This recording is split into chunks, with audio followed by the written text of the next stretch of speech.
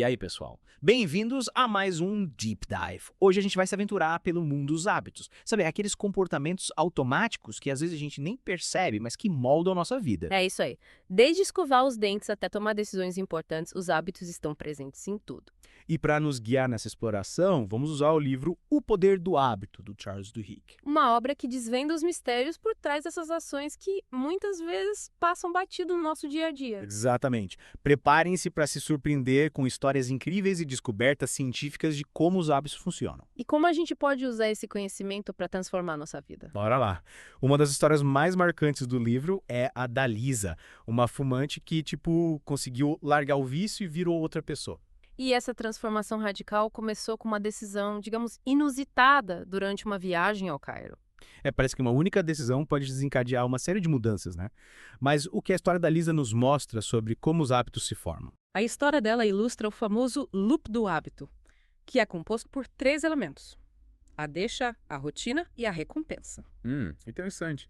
E como esses elementos se encaixam na história da Lisa? No caso dela, a decisão de parar de fumar foi a deixa, o start para uma nova rotina: a corrida. E a recompensa? Uma vida mais saudável, com mais energia e a realização dos seus objetivos. E essa mudança foi além da corrida, né? O livro conta que a Lisa começou a se alimentar melhor, dormir melhor e até administrar melhor as finanças, né? É isso aí. É como se a corrida tivesse se tornado um hábito chave, sabe? Um gatilho para uma série de mudanças positivas em outras áreas da vida dela. Uau! Parece que mudar um hábito pode realmente mudar a estrutura do nosso cérebro.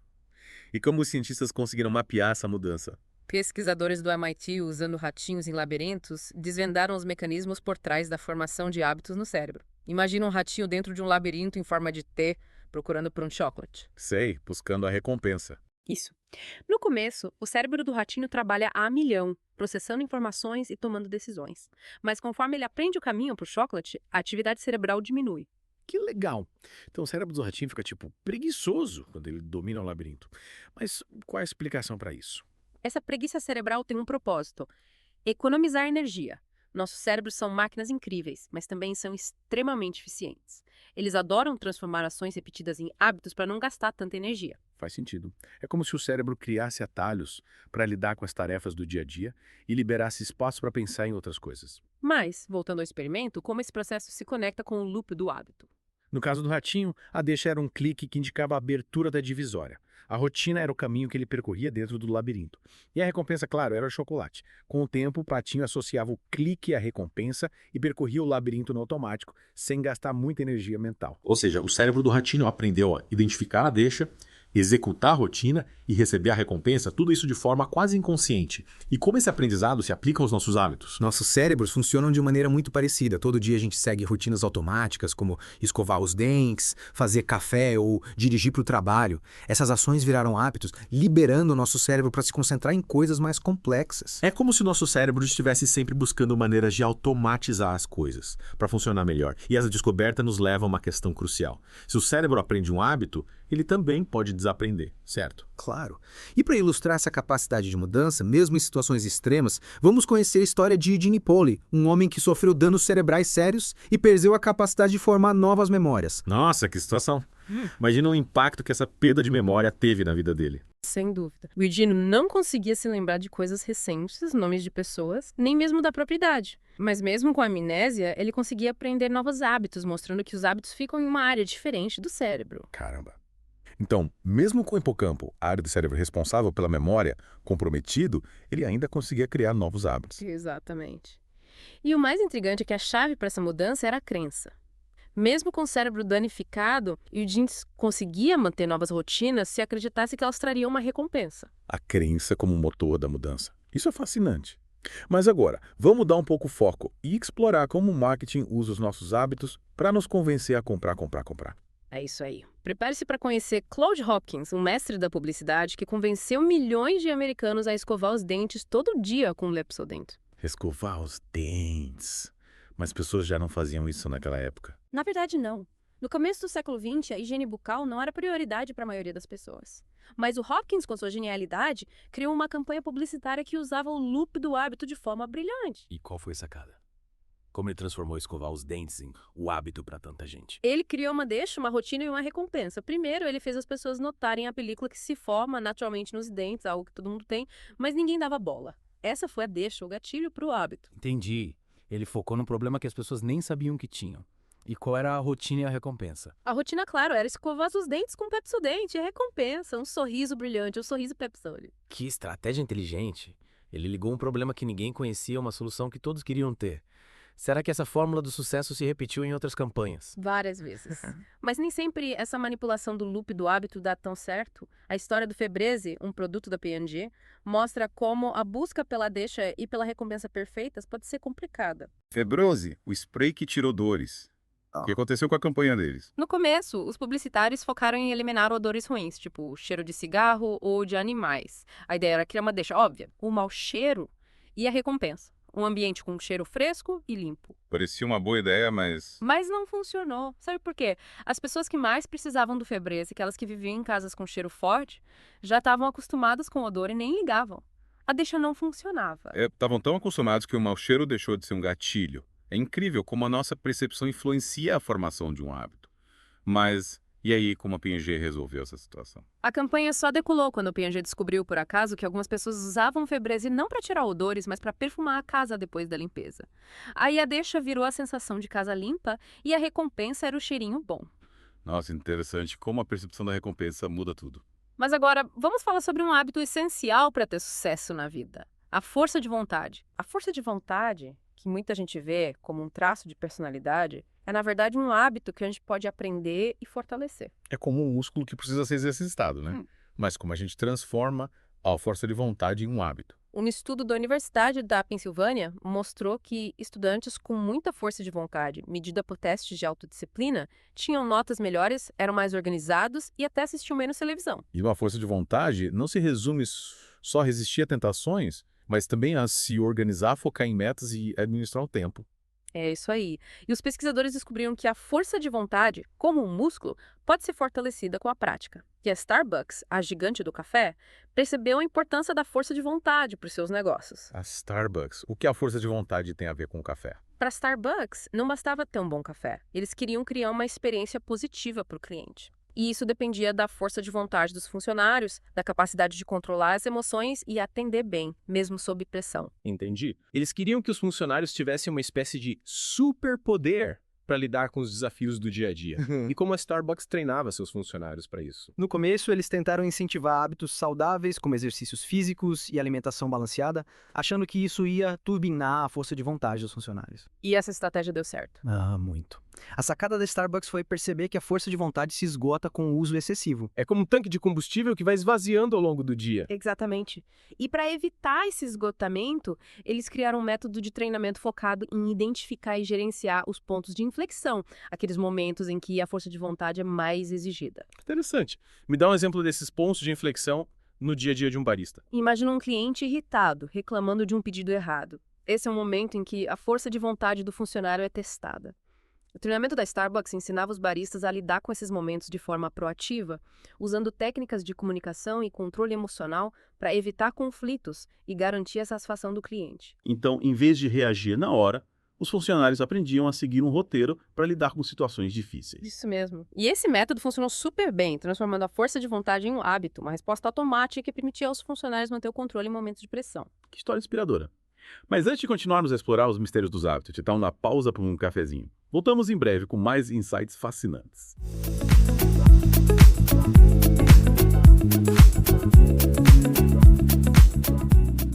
E aí, pessoal? De volta ao nosso Deep Dive no poder do hábito. Já vimos como os hábitos se formam, como o marketing usa isso e até histórias de gente que mudou de vida mudando hábitos. Pois é.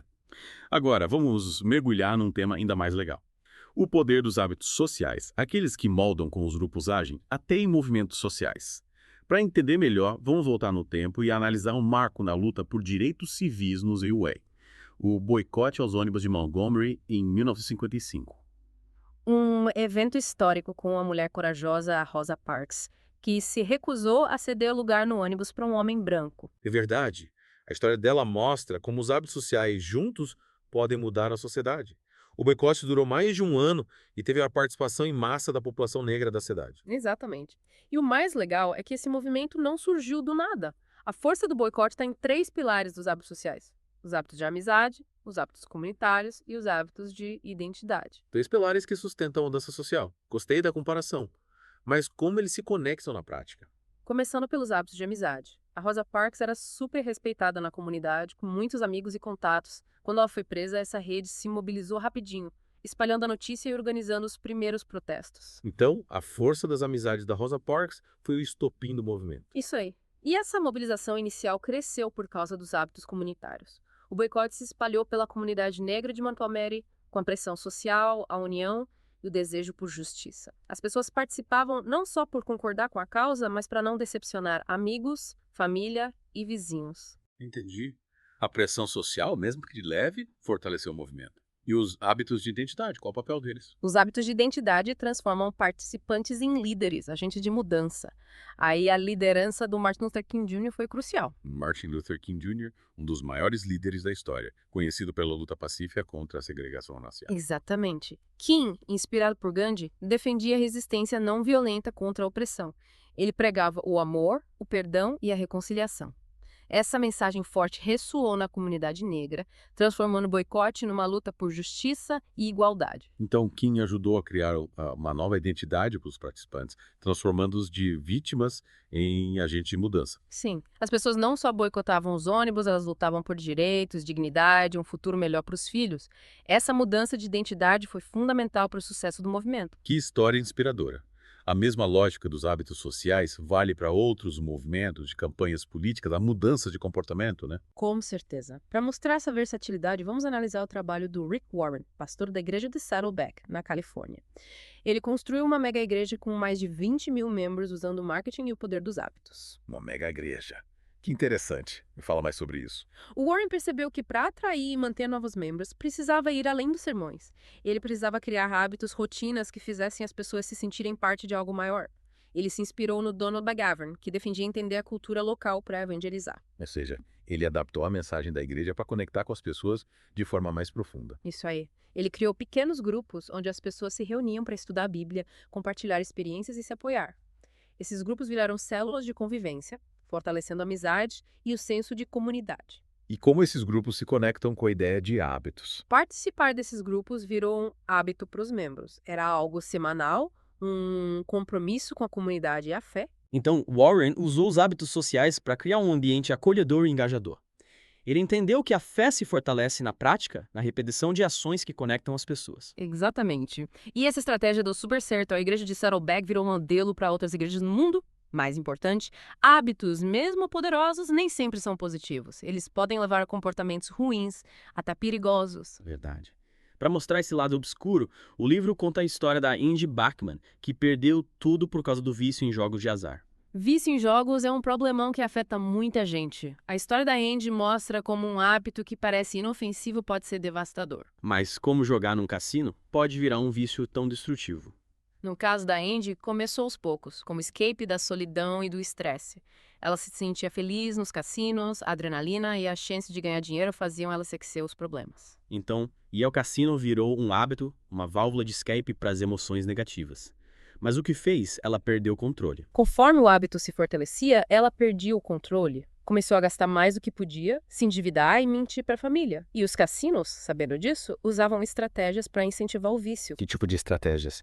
As máquinas caça-níqueis, por exemplo, são feitas para gerar quase vitórias, pequenas recompensas que te mantêm jogando e gastando. É como uma ilusão de que a grande vitória está perto, te incentivando a continuar apostando. Isso. E os cassinos dão vários benefícios para os clientes fiéis, programas de fidelidade, bebidas de graça, até quarto de hotel, tudo para te manter lá dentro gastando. No caso da Angie, essa espiral levou à ruína financeira e destruiu a família. Uma história triste, mas que alerta para os perigos da compulsão e do vício. Com certeza. E por mais assustador que seja o poder dos hábitos em casos como o da Angie, o próximo é ainda mais intrigante. Vamos falar do Kenneth Parks, que matou a esposa sonâmbulo. Matou a esposa sonâmbulo. Que bizarro. Me conta mais. Kenneth Parks, um canadense de 23 anos, era trabalhador, sem histórico de violência. Mas numa noite, ele dirigiu até a casa dos sogros, matou a sogra e feriu gravemente o sogro. Ao acordar sem memória, se entregou à polícia, dizendo que estava sonâmbulo. Mas como provaram que ele estava sonâmbulo? Podia ser mentira para escapar da justiça. Exames e especialistas em sono confirmaram que ele sofria de sonambulismo, um distúrbio que te faz agir enquanto dorme, sem consciência. Ele estava dormindo enquanto dirigia, atacava os sogros e se entregava para a polícia. É isso. E o mais intrigante, analisando o cérebro do sonâmbulo, cientistas viram que a atividade cerebral durante o sonambulismo é parecida com quando seguimos um hábito. Ou seja, o cérebro dele estava no piloto automático, seguindo padrões sem consciência. Se os hábitos podem nos levar a fazer coisas terríveis dormindo, quanta liberdade de escolha a gente tem? Uma pergunta complexa que nos faz pensar nos limites da nossa consciência e liberdade. Por hoje, vamos deixar essa questão no ar para os nossos ouvintes. Voltamos em breve com a parte final do nosso mergulho no poder do hábito.